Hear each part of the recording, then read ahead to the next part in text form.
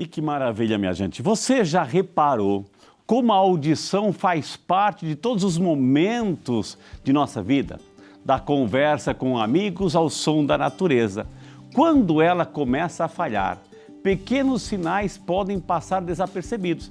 E para nos ajudar a enfrentar, entender sobre esse assunto, hoje recebemos, minha gente, ela que é médica otorrinolaringologista, a queridíssima, conhecidíssima doutora Júlia Dutra. Doutora Júlia, bom dia, bem-vinda. Obrigada, Frei, é uma honra estar aqui de novo. Que alegria, viu? Doutora, eu comecei falando assim, a nossa equipe técnica, acho que pode até mostrar um outro ali, sempre com aqueles fones, etc., porque é fundamental no trabalho, na comunicação com o diretor, produção, enfim, etc. Então a gente vai falar um pouquinho sobre isso hoje, ou seja, primeiramente, como é que... Bom, pode mostrar assim a nossa equipe técnica, todo mundo... Ai, que maravilha, viu? Vamos falar sobre os fones de ouvido, já vamos falar sobre os fones de ouvido, viu, gente? Como é que funciona nosso aparelho auditivo, doutora? Primeiro, a orelha, a gente divide ela em 3 partes. Então, tem a orelha externa, a média e a interna, tá? E aí a gente vai conseguir classificar depois as partes da surdez que existe. Então, assim, a orelha externa, ela é onde produz a cera, tá? Só pra gente entender mais ou menos, tá? Então, é essa parte aqui que a gente consegue ver e onde o cotonete acessa, mais ou menos. Aí a gente tem o tímpano, que é uma barreira que vai dividir essa parte mais externa para a orelha média, tá? Olhando aqui... Aqui, doutor, pode até pegar, doutora. Mostra aqui, a nossa equipe vai atrás, né? Então, uma orelha, né? Então, essa parte aqui seria a parte externa, tá bom? E daqui para dentro, a orelha média. Onde ficaria o tímpano aí, doutora? Mais ou menos. Estaria para estar aqui, mais ou menos. É que não tá ele aqui, mas ele é uma barreira, tá? E aí, a orelha média é onde tem a comunicação com o nosso nariz. Então, aquelas otites de criança muito comuns é porque vem a secreção do nariz e vai para o ouvido, justamente por essa ligação. E mais para dentro, que não está aparecendo aqui, seria onde está o órgão da cóclea, que é onde ficam várias células, que é realmente a parte mais importante da nossa audição. Que maravilha. Agora a senhora citou ali as famosas hastes flexíveis, né? Ou seja, a gente vê, doutora, às vezes alguns absurdos assim de que criança que estão lá, a mãe pergunta, ou, né, já limpou o teu ouvidinho, já entendeu? E a própria criança vai... E aí, uma orientação nesse sentido, doutora? Não é para usar cotonete. O cotonete, ele foi criado para limpar o umbigo de neném. E as pessoas que começaram a usar no ouvido, tá? Então, assim, o nosso ouvido, ele tem a capacidade de autolimpeza. A cera, ela tem que estar sempre bem molinha, amarelinha, porque daí ela tem uma capacidade de matar bactérias de proteção da nossa orelha. Então, o certo é, saiu do banho, tá sentindo molhado, só com a toalha aqui por fora. Com a toalhinha. Isso, né? A haste flexível, ela vai empurrar, a cera vai ficar endurecida e aí provavelmente o paciente vai precisar fazer a famosa lavagem. Ela fica empurrando e fica perto do tímpano, doutora? Exatamente. Vai empurrando para cá e vai empurrando no tímpano e aí causa um tipo de surdez momentânea também para aquele paciente. Então, ele vai ter uma perda auditiva por conta da dificuldade do som passar, porque a cera está obstruindo ali. Quando a gente fala de perda auditiva, o que a gente está falando? Ou seja, essa dificuldade que eu tenho já de compreender a fala, mesmo perto, o que eu estou falando, doutora? Existem vários graus de perda auditiva, tá? Então, a gente vai definir o grau da perda auditiva conforme o paciente faz uma audiometria, que é o exame de audição, que ele entra na cabine, responde se está escutando ou não. Então, existem vários graus de perda. Existem as perdas reversíveis, por exemplo, cera, né, que está ali impactada, a gente lavou, o paciente volta a escutar bem. E existem as perdas que a gente não consegue reverter. Por exemplo, pessoas que trabalham com muita exposição a ruído, muito barulho. Então, ele vai ter uma perda ali que a gente não consegue reverter. E aí, com os graus da perda, a gente vai caracterizar perda leve, perda moderada, perda severa ou perda profunda. E para cada tipo de perda, a gente tem uma fórmula de acompanhamento para aquele paciente. Eu estava escutando a Jéssica falar um pouquinho antes, assim, sempre encontrei uma senhorinha que ela vai fazer 100 anos, enfim. Eu estou bem, comentou a Jéssica, estou feliz de encontrar a Jéssica, enfim. Eu estou feliz, etc.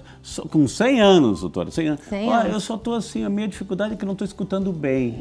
Ou seja, né, é uma graça de Deus, 100 anos, com então certeza. Parabéns, não sei quem é, mas um beijo para a senhora e parabéns. Agora, assim, o processo do nosso audição, ela vai envelhecendo também conforme a nossa idade, né, doutora? O corpo todo vai envelhecendo. Então, é normal que células de dentro daquele órgão lá da cóclea que eu falei também vão morrendo, né? E se a pessoa tem, essa senhorinha que você falou, no caso não tinha nenhuma doença, mas, por exemplo, se ela tem diabetes, se ela tem pressão alta, isso vai favorecendo a morte celular mais rápida também. Ou seja, uma outra doença, diabetes, hipertensão, ou seja, pode afetar a nossa audição. Porque vai atrapalhando a chegada de sangue ali na cóclea, vamos dizer assim, e aí as células vão diminuindo a oxigenação e vão morrendo também. A dificuldade da audição, doutora, é uma situação que a gente vai adquirindo no decorrer da vida, ou eu posso já nascer com essa dificuldade? Pode já nascer, como pode também acontecer depois, né?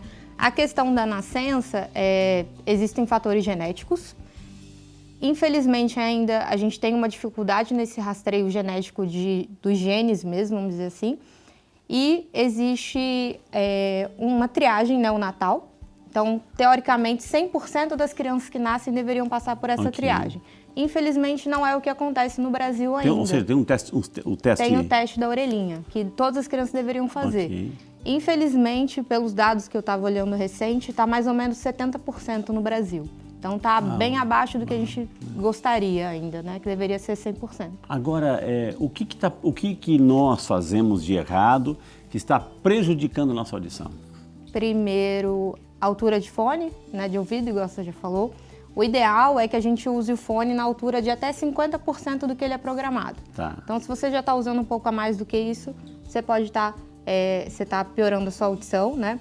E pessoas que trabalham em ambientes muito ruidosos, acima de 85 decibéis. Decibéis seria mais ou menos a altura daquele som ali que ele está exposto. Uma empresa, um motorista de ônibus, que o motor está do lado aqui, ó, na frente. Exato, também. Né? O motorista de ônibus geralmente vai ter perda do lado esquerdo, né? Porque é onde fica o motor. E aí não está usando o EPI corretamente. Então, as pessoas precisam usar o EPI e precisam fazer audiometrias anuais para a gente acompanhar esse grau da perda. E se o paciente começar a ter uma perda importante, mudar ele, realocar ele dentro da empresa, né? Os problemas auditivos podem ocorrer no sistema inteiro ou só a parte aqui, só na parte do tímpano, só na parte interna, que é a cóclea, o labirinto, etc? No sistema inteiro. No sistema inteiro. Sistema inteiro. Então, cada doença vai acometendo um determinado local e aí vai depender, quando acomete mais para dentro, vamos dizer assim, as perdas são maiores. Ok. Agora, doutora, tem assim... A pessoa pegou uma haste flexível aí, ela limpou de repetição e foi cada vez mais cavocando ali, né? Uma furadeira ali. Eu posso romper o tímpano? Pode. Muitos... E aí? Assim, o tímpano ele tem capacidade de se regenerar. É uma das únicas partes do nosso corpo que se regenera, só que precisa ser cuidado logo em seguida, né? Então, se for uma perfuração traumática, que a gente fala, né, com cotonete, geralmente é uma perfuração muito pequena. Então, se a gente conseguir proteger, como é que a gente protege? Não deixar entrar água nesse ouvido depois, então sempre usar um algodão com óleo logo após e tem que ter sido tratado também, né? Então, procure uma emergência se acontecer algo assim. Isso acontece às vezes com criança, que pega o cotonete, né, escondido, sai correndo e tampa. A gente vê, doutora, é importante que a doutora Ju esteja aqui até para nos orientar, porque a gente vê absurdos assim na internet. É um campo minado, um campo, né? Tem que ter saber muito cuidado. Selecionar. Por isso que a importância de um profissional, gente. Perguntar, visitar, fazer uma consulta. Porque a gente vê, pega um papel, coloca fogo e coloca aí, você esquenta, puxa. A gente vê absurdo, doutora, assim. E gente assim que fala com uma certa convicção, né? Ou seja, eu tenho que ir atrás desse pessoal, não? Não. Esse conindu, né, que o pessoal faz, já tive que levar paciente para o centro cirúrgico para tirar a cera ali que ficou presa e agarrada no tímpano. Então, esse paciente fez uma perfuração do tímpano porque a cera ficou presa ali. A cera quente que eles usam, né, para tentar tirar a cera. Porque eles botam uma cera quente para puxar a cera. Então, não faça isso, gente. Super perigoso. Então, e se indicação. Você está no banho, se de repente está lá, entrou água, você dobra para a água sair, como é que é? Pode fazer isso, né? Tentar tirar logo depois. E se ainda estiver sentindo, uma dica pega um algodãozinho com umas 2 gotas de álcool e coloca aqui por fora, porque o álcool ele tem essa capacidade de puxar água. Resseca, né?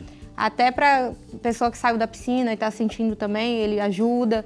Ou pessoas que têm muitas infecções de repetição por conta da piscina, pode usar um óleo também antes de entrar, porque o óleo repele a água. Então, se você coloca óleo Johnson, óleo de amêndoa antes, ele dá uma ajudada. Zumbido, doutora, assim, que é um tema enorme, né? Mas assim, o zumbido também é um sinal de uma perda auditiva? 80% dos casos de zumbido são por perda de audição.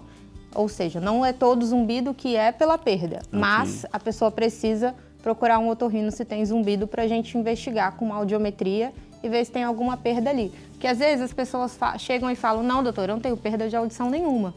Só que quando a gente faz a audiometria, ela vai ter perda em frequências muito agudas, muito altas, ou seja, ela não percebe enquanto está conversando, mas ela tem um zumbido, então ela já está com começo de perda. Olha que interessante. Agora, existe, a doutora falou que pode acometer qualquer parte do nosso aparelho auditivo, nosso ouvido. Existe, por exemplo, qual é um tratamento, por exemplo, um tímpano? Ou seja, a doutora falou que ela regenera, porém... se não regenerar, né, a gente tem a cirurgia que chama timpanoplastia. Tudo que é plastia é quando a gente vai refazer ali. Então a gente faz como se fosse um remendo de roupa. A gente faz um novo tímpano ali para fechar a perfuração que o paciente teve. E aí isso aí sempre a gente investiga se não tem uma otite crônica associada, para ver se o paciente tem muita secreção saindo no ouvido. Então, assim, precisa ser avaliado. E a gente vê também, assim, esse uso constante, doutora, assim, né, desses aparelhos, assim, de surdez, enfim, isso é sempre com orientação, isso também já é o sinal de que a pessoa já chegou no último grau? Como é que é? Não. Hoje em dia, a gente está indicando o aparelho auditivo cada vez mais cedo, principalmente por conta dos idosos. Porque a gente viu uma grande relação entre demência e perda de audição. Então, o paciente que está com perda de audição, ele tem uma chance maior de evoluir para demência. Então, cada vez a gente está investindo mais no aparelho auditivo para eles. E não é o último caso. Então, perdas leves a gente já está indicando. Hoje, assim, a ciência dos otorrinos evoluiu tanto, né, que tem tanta solução. Então eu gostaria que a senhora, olhando para a câmera, para quem está em casa, para aquele pai, para aquela mãe, enfim, aquela mensagem, ou seja, cuidado com teus ouvidos, tua audição, para você não ter a perda auditiva é um processo que vai do envelhecimento, mas a gente às vezes acelera esse processo por falta de cuidado. Então, quais são as orientações, doutora? Primeiro, não é só idoso que pode ter perda de audição, crianças também podem ter. Então, quando a criança estiver na fase de alfabetização, é importante que leve ela para fazer uma audiometria também. E se seu pai está com dificuldade de escutar, já está naquele que várias vezes, também leve para uma avaliação. Fazer uma audiometria é super importante. A partir dos 40 anos, é indicado fazer uma audiometria a todas as pessoas. Isso é muito importante, gente, acima de tudo. Então, cuidado com essas ferramentas aí, hastes flexíveis, enfim, cuidado para não colocar indevidamente aí e ter perigos mais graves na sua audição, viu? Tivemos o prazer de conversar com a doutora Júlia Dutra, nossa médica otorrinolaringologista. Todos os contatos dela estão aparecendo na tela para você, assim, saber um pouquinho mais sobre esse assunto, viu? Doutora Júlia, foi um prazer recebê-la. Que Deus abençoe a senhora e parabéns, porque são momentos assim importantes que a gente aprende, a gente toma conta. Opa, não havia pensado nisso. E a doutora está aqui justamente para a gente ter essas informações corretíssimas. Obrigada pelo convite. Que Deus abençoe, viu? Amém.